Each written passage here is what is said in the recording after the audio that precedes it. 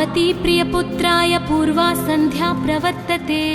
उत्तिष्ठ गजराज्यस्य कर्तव्यं लोकपालनम्। उत्तिष्ठोत्तिष्ठ विघ्नेश उत्तिष्ठ गणनायक। उत्तिष्ठ गिरिजापुत्रा जगतां मङ्गलं कुरु। श्रीकाणिपाकवरसिद्धिविनायकत्वं प्रीत्याद्य जागृहि कुरु प्रियमङ्गलानि। त्रैलोक्यरक्षणकराणि महोज्ज्वलानि। श्रीमद्विनायक विभो तव सुप्रभातम्। श्रीमद्विहारपुरवास शिवात्मजात कूपोद्भवाद्भुतविलास स्वयंभूमूर्ते। श्रीदेव शङ्खलिखिताश्रितपादपद्म। श्रीमद्विनायक विभो तव सुप्रभातम्। श्रीनारिकेळवनशोभितपुष्टिगात्र क्षीराभिषिक्त शुभविग्रह तत्त्वमूर्ते। दिव्याङ्गमूषिकसुवाहनमोदरूप श्रीमद्विनायक विभो तव सुप्रभातम्। श्रीकाणिपाकवरभूतलवासतुष्ट हे आदिपूज्य अरुणारुणभानुतेज। प्राचीदिशाम्बरमिदं रविकान्तिनिष्ठं श्रीमद्विनायक विभो तव सुप्रभातम्। श्रीबाहुदा शुभतरङ्गसुबाहुदत्त सुस्निग्धशीतलकणानपि सङ्गृहीत्य प्रभातवायुरिहयास्यति सेवनाय श्रीमद्विनायक विभो तव सुप्रभातम्। गौरीकराम्बुजसुलालितदिव्यवक्त्र श्रीकण्ठमानसमुदाकरमोदरूप कैलासशैलशिखरस्थितबालभानो श्रीमद्गणेश्वर विभो तव सुप्रभातम्। दूर्वाङ्कुराणि जलजानि सुपुष्पकाणि बिल्वानि पूजनविधौ च सुसज्जितानि।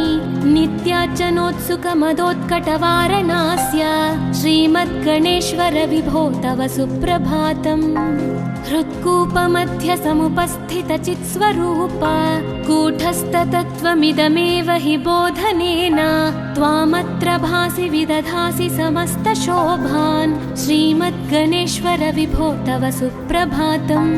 श्रीमुद्गलाख्यमुनिसन्नुत सच्चरित्र वासिष्ठगृत्समदमुख्य ऋषीश्वरीत्या वेदोक्तदेवगणमन्त्रगणादिनाथ श्रीमद्गणेश्वर विभो तव सुप्रभातम्। ऋग्वेदकीर्तितगणाधिपज्येष्ठराज त्वं ब्रह्मणस्पतिरिति प्रकटीकृतोऽसि। आधर्वशीर्षमनुमन्त्रितदिव्यमूर्ते श्रीमद्गणेश्वर विभो तव सुप्रभातम्। ब्रह्मादिदेव परिकीर्तितवेदपाठाः त्वच्छूर्पकर्णकुहरौ प्रविशन्ति देवाः। श्रुत्याधुनैव परिपालय धर्मसङ्घान् श्रीवल्लभेश भगवन् तव सुप्रभातम्। हेरम्बलम्ब जठराद्भुत दिव्यगात्र प्रारम्भपूजनमिदं दयया गृहीत्वा सर्वाशुभानि परिनाशय सर्वपुत्र श्रीवल्लभेश भगवन् तव सुप्रभातम्। भानुदयेन न हि दृश्यति चन्द्रबिम्बं त्वत्फालदेश शशिरेव विभाति नित्यं। सत्यस्वरूप निगमागमसन्नुताङ्घ्रे श्रीवल्लभेश भगवन् तव सुप्रभातम्। कालाग्निरुद्रसुतकालनियामकत्वं कालानुकूलफलदोऽसि कलामयोऽसि। कल्याणकारक कलाधर शेखरोऽसि श्रीवल्लभेश भगवन् तव सुप्रभातम्। उग्रस्वरूप रिपुनाशक उग्रपुत्र सौम्योऽसि सोमविनुतोऽसि प्रशान्तरूप सर्वेश सर्वफलकारक सर्वमूर्ते श्रीवल्लभेश भगवन् तव सुप्रभातम्। दारिद्र्यदुःखभयभञ्जन दक्ष स्वामिन् तारुण्यविग्रह धनादिफलप्रदायिन् लावण्यमञ्जुलकलान्वितरञ्जितास्य हे विघ्ननाथ भगवन् तव सुप्रभातम्। गम्भीजतुष्टगणराजगकार पूज्य गान्धर्वगानपरिवर्तितनादमूर्ते गाङ्गेयगण्यगणिताधिककलास्वरूप श्रीमद्विनायक विभो तव सुप्रभातम्। मूलादिचक्रनिलयोच्युतयोगमूर्ते त्वामादिदेवमनुचिन्त्य तरन्ति भक्ताः रागादिदोषपरिहारकवेदवेद्या हे विघ्ननाथ भगवन् तव सुप्रभातम्। लक्ष्म्यादिशक्तियुतशक्तिगणेश्वरोऽसि दिव्याक्षरोऽसि शुभमन्त्रविराजितोऽसि तन्त्रादिभिर्नुतनतेष्टतवल्लभेश हे विघ्ननाथ भगवन् तव सुप्रभातम्।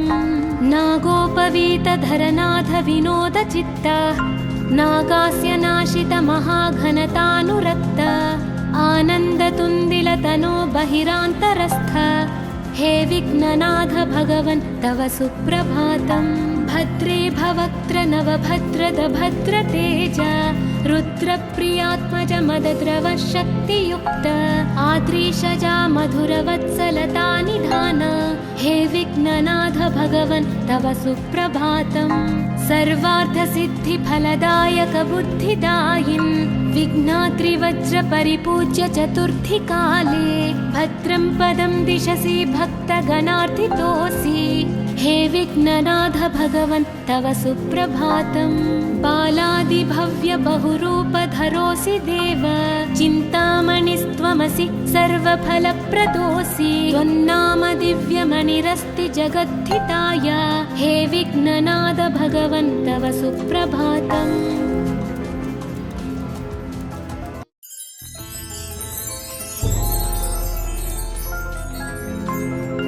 पार्वती प्रियपुत्राय पूर्वा सन्ध्या प्रवर्तते उत्तिष्ठ गजराज्यास्य कर्तव्यं लोकपालनम्। उत्तिष्ठोत्तिष्ठ विघ्नेश उत्तिष्ठ गणनायक उत्तिष्ठ गिरिजापुत्रा जगतां मङ्गलं कुरु। श्रीकाणिपाकवरसिद्धिविनायकत्वं प्रीत्याद्यजागृहि कुरु प्रियमङ्गलानि त्रैलोक्यरक्षणकराणि महोज्ज्वलानि श्रीमद्विनायक विभो तव सुप्रभातम्। श्रीमद्विहारपुरवास शिवात्मजात कूपोद्भवाद्भुतविलास स्वयंभुमूर्ते श्रीदेव शङ्खलिखिताश्रितपादपद्म श्रीमद्विनायक विभो तव सुप्रभातम्।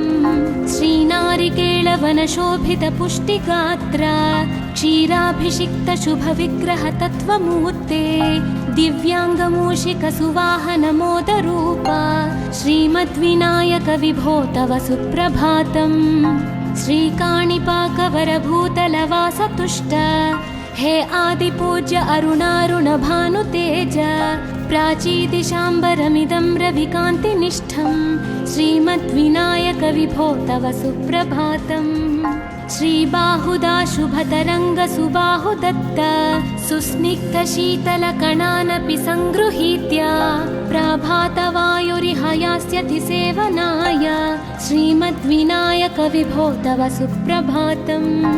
गौरीकराम्बुजसुलालितदिव्यवक्त्र श्रीकण्ठमानसमुदाकरमोदरूप कैलासशैलशिखरस्थितबालभानो श्रीमद्गणेश्वर विभो तव सुप्रभातम्।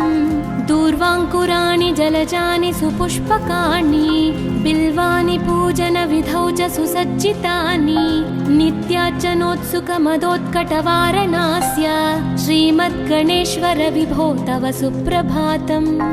हृत्कूपमध्यसमुपस्थितचित्स्वरूप कूटस्थतत्त्वमिदमेव हि बोधनेन त्वामत्र भासि विदधासि समस्तशोभान् श्रीमद्गणेश्वर विभो तव सुप्रभातम्। श्रीमुद्गलाख्यमुनिसन्नुतसच्चरित्र वासिष्ठकृत्समदमुख्य ऋषीश्वरीत्या वेदोक्तदेवगणमन्त्रगणादिनाथ श्रीमद्गणेश्वर विभो तव सुप्रभातम्।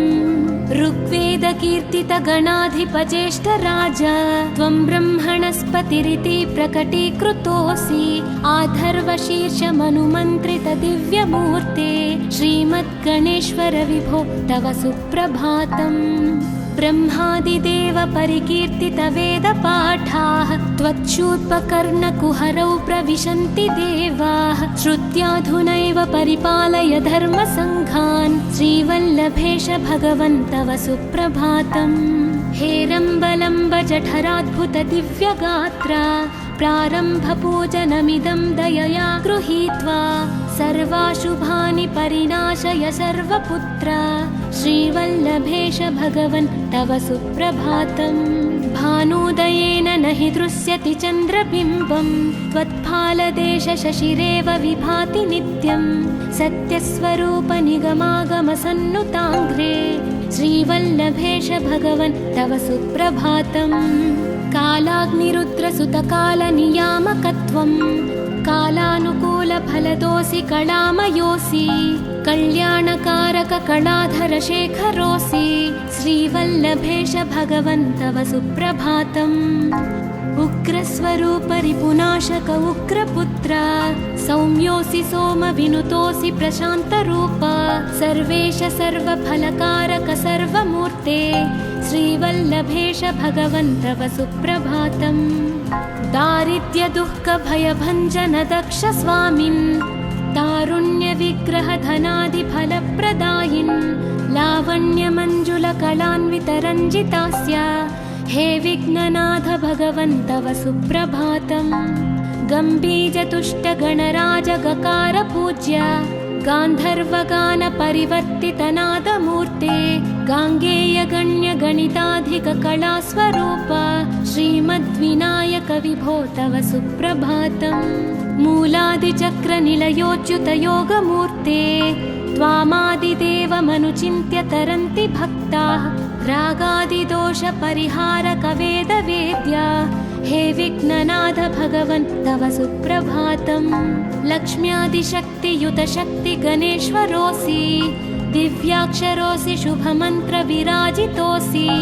तन्त्रादिभिर्नुतनतेष्टत वल्लभेश हे विघ्ननाथ भगवन् तव सुप्रभातम् नागोपवीतधरनाथ विनोदचित्त नागास्य नाशित महाघनतानुरक्त आनन्दतुन्दिलतनो बहिरान्तरस्थ हे विघ्ननाथ भगवन् तव सुप्रभातम् भद्रे भवक्त्र नवभद्रद भद्रतेज रुद्रप्रियात्मज मदद्रव शक्तियुक्त आद्रीशजा मधुरवत्सलता निधान हे विघ्ननाथ भगवन् तव सुप्रभातम् सर्वार्थसिद्धिफलदायक बुद्धिदायिन् विघ्नाद्रिवज्रपरिपूज्य चतुर्थी काले भद्रं पदं दिशसि भक्तगणार्थितोऽसि हे विघ्ननाथ भगवन् तव सुप्रभातम् बालादिभव्य बहुरूपधरोऽसि देव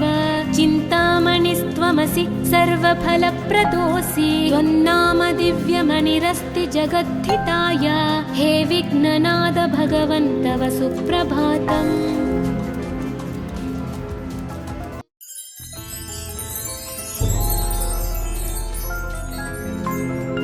पार्वती प्रियपुत्राय पूर्वा सन्ध्या प्रवर्तते उत्तिष्ठ गजराज्यास्य कर्तव्यं लोकपालनम् उत्तिष्ठोत्तिष्ठ विघ्नेश उत्तिष्ठ गणनायका उत्तिष्ठ गिरिजापुत्रा जगतां मङ्गलं कुरु श्रीकाणिपाकवरसिद्धिविनायकत्वं प्रीत्याद्य जागृहि कुरु प्रियमङ्गलानि त्रैलोक्यरक्षणकराणि महोज्ज्वलानि श्रीमद्विनायक विभो तव सुप्रभातम् श्रीमद्विहारपुरवास शिवात्मजाता कूपोद्भवाद्भुतविलास स्वयंभुमूर्ते श्रीदेव शङ्खलिखिताश्रितपादपद्मा श्रीमद्विनायक विभो तव सुप्रभातम् श्रीनारिकेळवनशोभितपुष्टिगात्र क्षीराभिषिक्त शुभविग्रह तत्त्वमूर्ते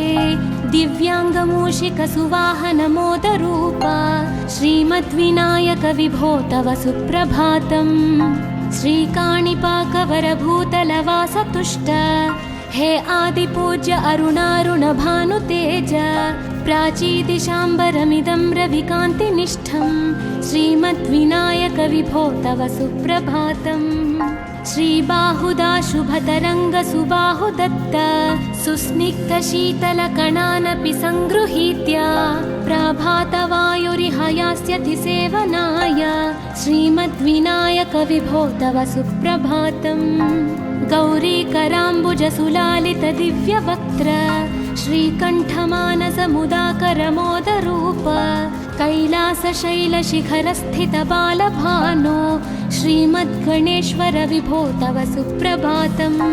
दूर्वाङ्कुराणि जलजानि सुपुष्पकाणि बिल्वानि पूजनविधौ च सुसज्जितानि नित्यार्चनोत्सुकमदोत्कटवारणास्य श्रीमद्गणेश्वर विभो तव सुप्रभातम्। हृत्कूपमध्य समुपस्थितचित्स्वरूप कूटस्थतत्त्वमिदमेव हि बोधनेन त्वामत्र भासि विदधासि समस्तशोभान् श्रीमद्गणेश्वर विभो तव सुप्रभातम्।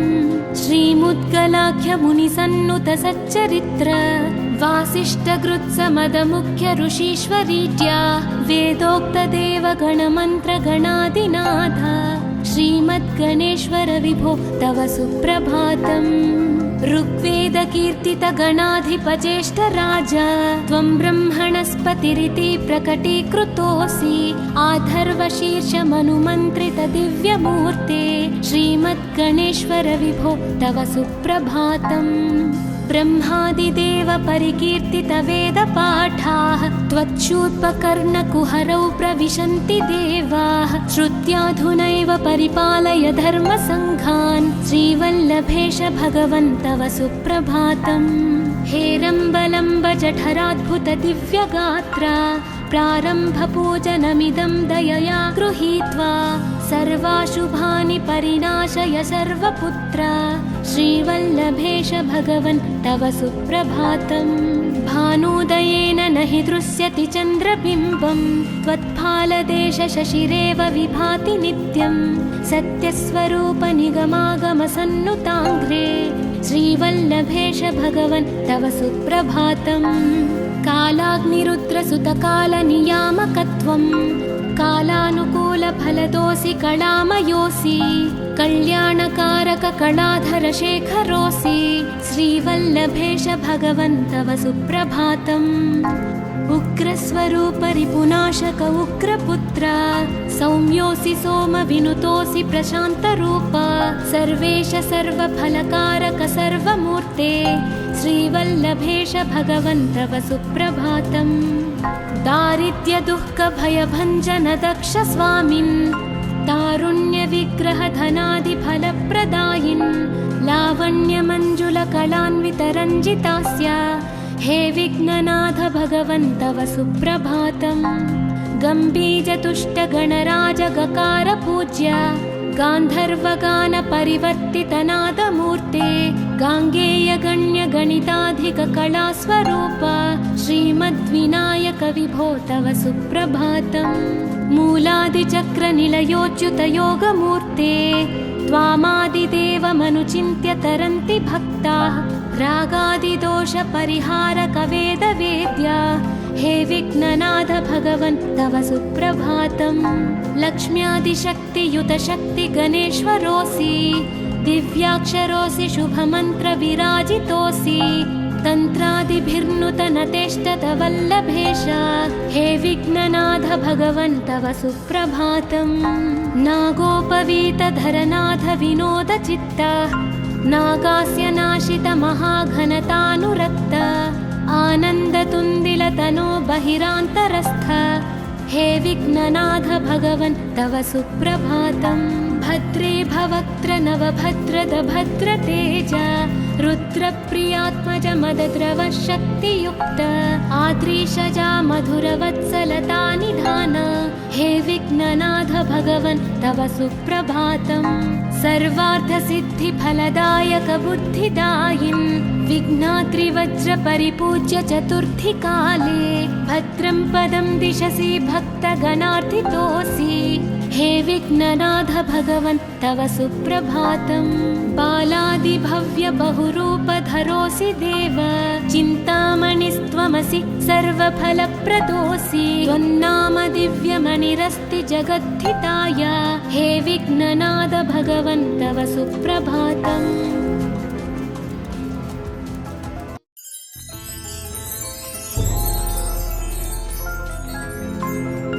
पार्वती प्रियपुत्राय पूर्वा सन्ध्या प्रवर्तते उत्तिष्ठ गजराज्यास्य कर्तव्यं लोकपालनम्।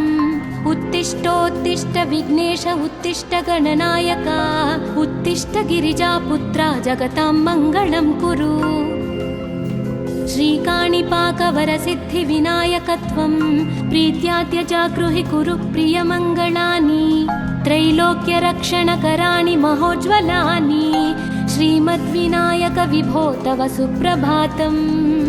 श्रीमद्विहारपुरवास शिवात्मजात कूपोद्भवाद्भुतविलास स्वयंभूमूर्ते श्रीदेव शङ्खलिखिताश्रितपादपद्मा श्रीमद्विनायक विभो तव सुप्रभातम्।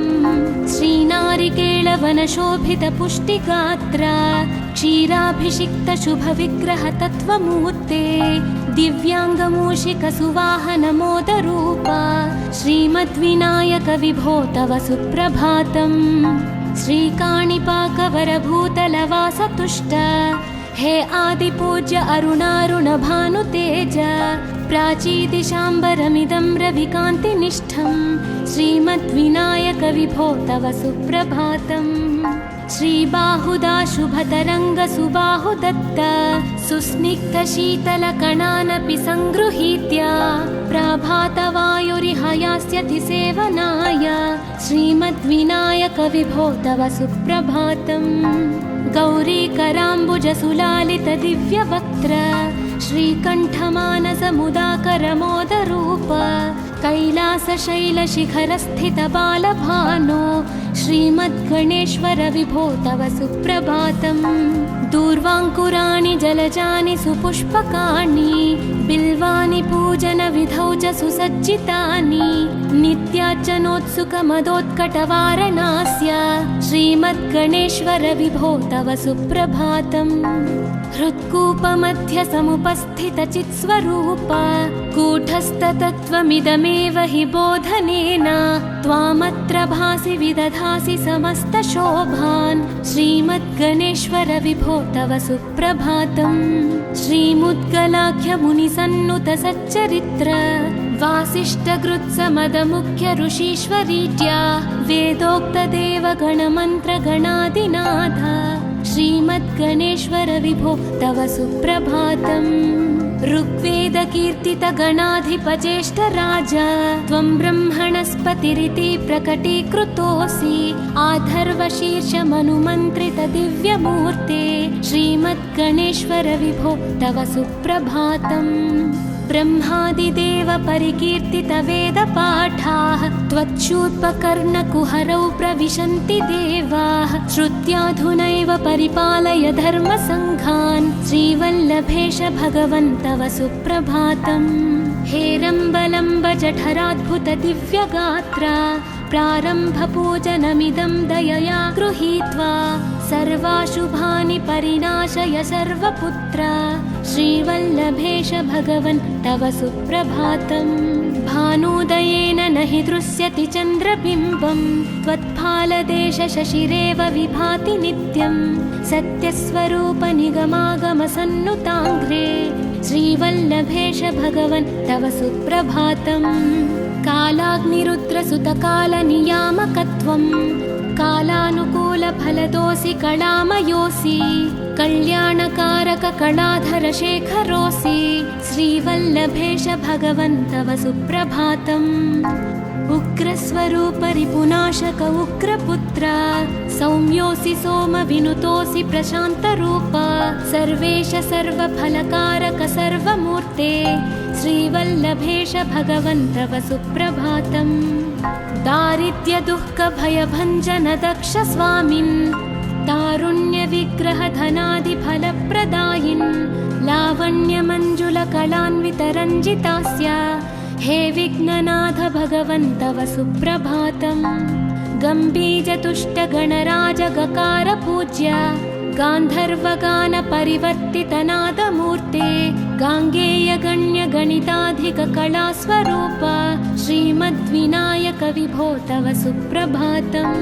मूलादिचक्रनिलयोच्युतयोगमूर्ते त्वामादिदेवमनुचिन्त्य तरन्ति भक्ताः रागादिदोषपरिहारक वेदवेद्या हे विघ्ननाथ भगवन् तव सुप्रभातम् लक्ष्म्यादिशक्तियुत शक्ति गणेश्वरोऽसि दिव्याक्षरोऽसि शुभमन्त्र विराजितोऽसि तन्त्रादिभिर्नुतनतेष्टत वल्लभेश हे विघ्ननाथ भगवन् तव सुप्रभातम् नागोपवीतधरनाथ विनोदचित्त नागास्य नाशित महाघनतानुरक्त आनन्दतुन्दिलतनो बहिरान्तरस्थ हे विघ्ननाथ भगवन् तव सुप्रभातम् भद्रे भवक्त्र नवभद्रद भद्रतेज रुद्रप्रियात्मज मदद्रव शक्तियुक्त आद्रीशजा मधुरवत्सलता निधान हे विघ्ननाथ भगवन् तव सुप्रभातम् सर्वार्थसिद्धिफलदायक बुद्धिदायिन् विघ्नाद्रिवज्र परिपूज्य चतुर्थी काले भद्रं पदं दिशसि भक्तगणार्थितोऽसि हे विघ्ननाथ भगवन् तव सुप्रभातम् बालादिभव्य बहुरूपधरोऽसि देव चिन्तामणिस्त्वमसि सर्वफलप्रदोऽसि त्वन्नाम दिव्यमणिरस्ति जगद्धिताय हे विघ्ननाथ भगवन् तव सुप्रभातम्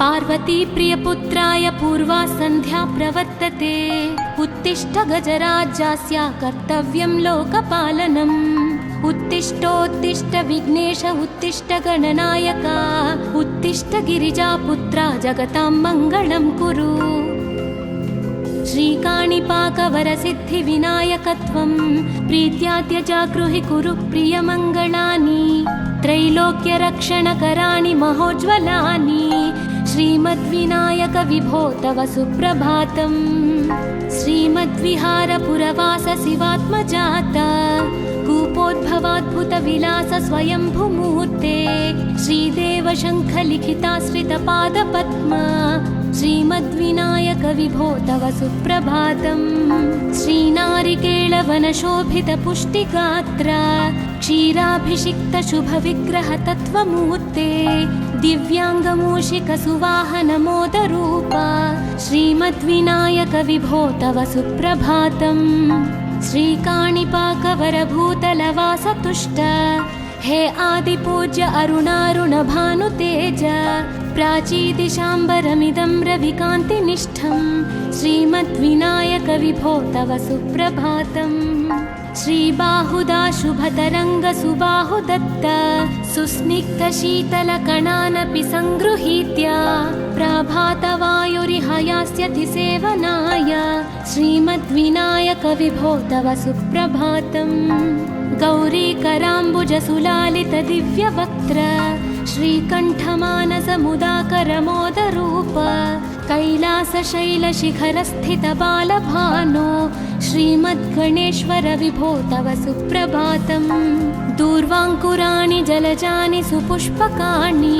बिल्वानि पूजनविधौ च सुसज्जितानि नित्यार्चनोत्सुकमदोत्कटवारणास्य श्रीमद्गणेश्वर विभो तव सुप्रभातम् हृत्कूपमध्य समुपस्थितचित्स्वरूप कूटस्थतत्त्वमिदमेव हि बोधनेन त्वामत्र भासि विदधासि समस्तशोभान् श्रीमद्गणेश्वर विभो तव सुप्रभातम् श्रीमुद्गलाख्यमुनिसन्नुतसच्चरित्र वासिष्ठगृत्समदमुख्य ऋषीश्वरीत्या वेदोक्तदेवगणमन्त्रगणादिनाथ श्रीमद्गणेश्वर विभो तव सुप्रभातम् ऋग्वेदकीर्तितगणाधिपज्येष्ठराजा त्वं ब्रह्मणस्पतिरिति प्रकटीकृतोऽसि आधर्वशीर्षमनुमन्त्रितदिव्यमूर्ते श्रीमद्गणेश्वर विभो तव सुप्रभातम् ब्रह्मादिदेव परिकीर्तितवेदपाठाः त्वच्छूर्पकर्णकुहरौ प्रविशन्ति देवाः श्रुत्याधुनैव परिपालय धर्मसङ्घान् श्रीवल्लभेश भगवन् तव सुप्रभातम् हेरम्बलम्ब जठराद्भुतदिव्यगात्र प्रारम्भपूजनमिदं दयया गृहीत्वा सर्वाशुभानि परिनाशय सर्वपुत्र श्रीवल्लभेश भगवन् तव सुप्रभातम् भानोदयेन न हि दृश्यति चन्द्रबिम्बम् त्वत्फालदेश शशिरेव विभाति नित्यम् सत्यस्वरूप निगमागमसन्नुताङ्घ्रे श्रीवल्लभेश भगवन् तव सुप्रभातम् कालाग्निरुद्रसुतकालनियामकत्वम् कालानुकूलफलदोऽसि कलामयोऽसि कल्याणकारक कलाधरशेखरोऽसि श्रीवल्लभेश भगवन् तव सुप्रभातम् उग्रस्वरूप रिपुनाशक उग्रपुत्र सौम्योऽसि सोमविनुतोऽसि प्रशान्तरूप सर्वेश सर्वफलकारक सर्वमूर्ते श्रीवल्लभेश भगवन् तव सुप्रभातम् दारिद्र्यदुःखभयभञ्जन दक्ष स्वामिन् तारुण्यविग्रह धनादिफलप्रदायिन् लावण्यमञ्जुलकलान्वितरञ्जितास्य हे विघ्ननाथ भगवन् तव सुप्रभातम् गम्भीजतुष्टगणराजगकार पूज्य गान्धर्वगानपरिवर्तितनादमूर्ते गाङ्गेयगण्यगणिताधिककलास्वरूप श्रीमद्विनायक विभो तव सुप्रभातम् मूलादिचक्रनिलयोच्युतयोगमूर्ते त्वामादिदेवमनुचिन्त्य तरन्ति भक्ताः रागादिदोषपरिहारक वेदवेद्य हे विघ्ननाथ भगवन् तव सुप्रभातम् लक्ष्म्यादिशक्तियुत शक्ति गणेश्वरोऽसि दिव्याक्षरोऽसि शुभमन्त्रविराजितोऽसि तन्त्रादिभिर्नुतनतेष्टत वल्लभेश हे विघ्ननाथ भगवन् तव सुप्रभातम् नागोपवीतधरनाथ विनोदचित्त नागास्य नाशित महाघनतानुरक्त आनन्दतुन्दिलतनो बहिरान्तरस्थ हे विघ्ननाथ भगवन् तव सुप्रभातम् भद्रे भवक्त्र नवभद्रद भद्रतेज रुद्रप्रियात्मज मदद्रव शक्तियुक्त आद्रीशजा मधुरवत्सलता निधान हे विघ्ननाथ भगवन् तव सुप्रभातम् सर्वार्थसिद्धिफलदायक बुद्धिदायिन्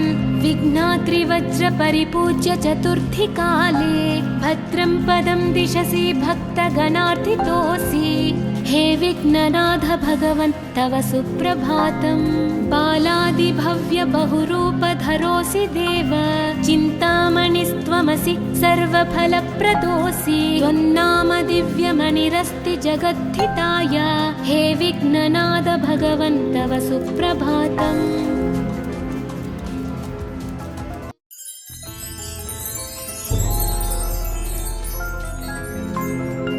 पार्वती प्रियपुत्राय पूर्वा सन्ध्या प्रवर्तते उत्तिष्ठ गजराज्यस्य कर्तव्यं लोकपालनम् उत्तिष्ठोत्तिष्ठ विघ्नेश उत्तिष्ठ गणनायक उत्तिष्ठ गिरिजापुत्रा जगतां मङ्गलं कुरु श्रीकाणिपाकवरसिद्धिविनायकत्वं प्रीत्याद्य जागृहि कुरु प्रियमङ्गलानि त्रैलोक्यरक्षणकराणि महोज्ज्वलानि श्रीमद्विनायक विभो तव सुप्रभातम् श्रीमद्विहारपुरवास शिवात्मजात कूपोद्भवाद्भुतविलास स्वयंभूमूर्ते श्रीदेव शङ्खलिखिताश्रितपादपद्मा श्रीमद्विनायक विभो तव सुप्रभातम् श्रीनारिकेळवनशोभितपुष्टिगात्र क्षीराभिषिक्त शुभविग्रह तत्त्वमूर्ते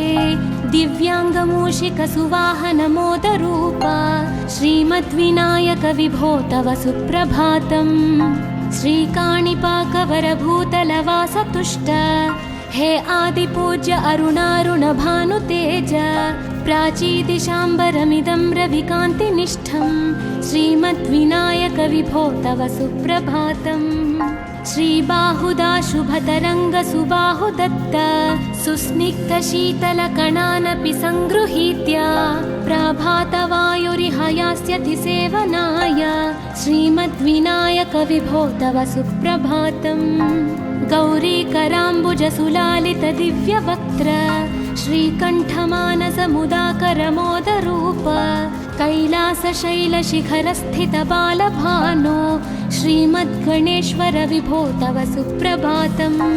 दूर्वाङ्कुराणि जलजानि सुपुष्पकाणि बिल्वानि पूजनविधौ च सुसज्जितानि नित्यार्चनोत्सुकमदोत्कटवारणास्य श्रीमद्गणेश्वर विभो तव सुप्रभातम्। हृत्कूपमध्य समुपस्थितचित्स्वरूप कूटस्थतत्त्वमिदमेव हि बोधनेन त्वामत्र भासि विदधासि समस्तशोभान् श्रीमद्गणेश्वर विभो तव सुप्रभातम्। श्रीमुद्गलाख्यमुनिसन्नुत सच्चरित्र वासिष्ठकृत्समदमुख्य ऋषीश्वरीत्या वेदोक्तदेवगणमन्त्रगणादिनाथ श्रीमद्गणेश्वर विभो तव सुप्रभातम्। ऋग्वेदकीर्तितगणाधिपज्येष्ठराज त्वं ब्रह्मणस्पतिरिति प्रकटीकृतोऽसि आधर्वशीर्षमनुमन्त्रितदिव्यमूर्ते श्रीमद्गणेश्वर विभो तव सुप्रभातम्। ब्रह्मादिदेव परिकीर्तितवेदपाठाः त्वच्छूर्पकर्णकुहरौ प्रविशन्ति देवाः श्रुत्याधुनैव परिपालय धर्मसङ्घान् श्रीवल्लभेश भगवन् तव सुप्रभातम्।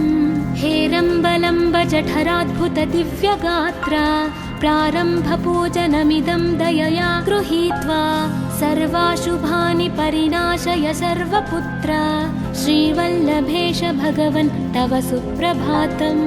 भानुदयेन न हि दृश्यति चन्द्रबिम्बं त्वत्फालदेश शशिरेव विभाति नित्यं सत्यस्वरूप निगमागमसन्नुताङ्घ्रे श्रीवल्लभेश भगवन् तव सुप्रभातम्। कालाग्निरुद्रसुतकालनियामकत्वं कालानुकूलफलदोऽसि कलामयोऽसि कल्याणकारक कलाधरशेखरोऽसि श्रीवल्लभेश भगवन् तव सुप्रभातम्। उग्रस्वरूप रिपुनाशक उग्रपुत्र सौम्योऽसि सोमविनुतोऽसि प्रशान्तरूप सर्वेश सर्वफलकारक सर्वमूर्ते श्रीवल्लभेश भगवन् तव सुप्रभातम्। दारिद्र्यदुःखभयभञ्जन दक्ष स्वामिन् तारुण्यविग्रह धनादिफलप्रदायिन् लावण्यमञ्जुलकलान्वितरञ्जितास्य हे विघ्ननाथ भगवन् तव सुप्रभातम्। गम्भीजतुष्टगणराजगकार पूज्य गान्धर्वगानपरिवर्तितनादमूर्ते गाङ्गेयगण्यगणिताधिककलास्वरूप श्रीमद्विनायक विभो तव सुप्रभातम्। मूलादिचक्रनिलयोच्युतयोगमूर्ते त्वामादिदेवमनुचिन्त्य तरन्ति भक्ताः रागादिदोषपरिहारकवेदवेद्या हे विघ्ननाथ भगवन् तव सुप्रभातम्। लक्ष्म्यादिशक्तियुतशक्तिगणेश्वरोऽसि दिव्याक्षरोऽसि शुभमन्त्रविराजितोऽसि तन्त्रादिभिर्नुतनतेष्टतवल्लभेश हे विघ्ननाथ भगवन् तव सुप्रभातम्। नागोपवीतधरनाथ विनोदचित्त नागास्य नाशित महाघनतानुरक्त आनन्दतुन्दिलतनो बहिरान्तरस्थ हे विघ्ननाथ भगवन् तव सुप्रभातम्। भद्रे भवक्त्र नवभद्रद भद्रतेज रुद्रप्रियात्मज मदद्रव शक्तियुक्त आद्रीशजा मधुरवत्सलता निधान हे विघ्ननाथ भगवन् तव सुप्रभातम्। सर्वार्थसिद्धिफलदायक बुद्धिदायिन् विघ्नाद्रिवज्रपरिपूज्य चतुर्थीकाले भद्रं पदं दिशसि भक्तगणार्थितोऽसि हे विघ्ननाथ भगवन् तव सुप्रभातम्। बालादिभव्य बहुरूपधरोऽसि देव चिन्तामणिस्त्वमसि सर्वफलप्रदोऽसि त्वन्नाम दिव्यमणिरस्ति जगद्धिताय हे विघ्ननाथ भगवन् तव सुप्रभातम्।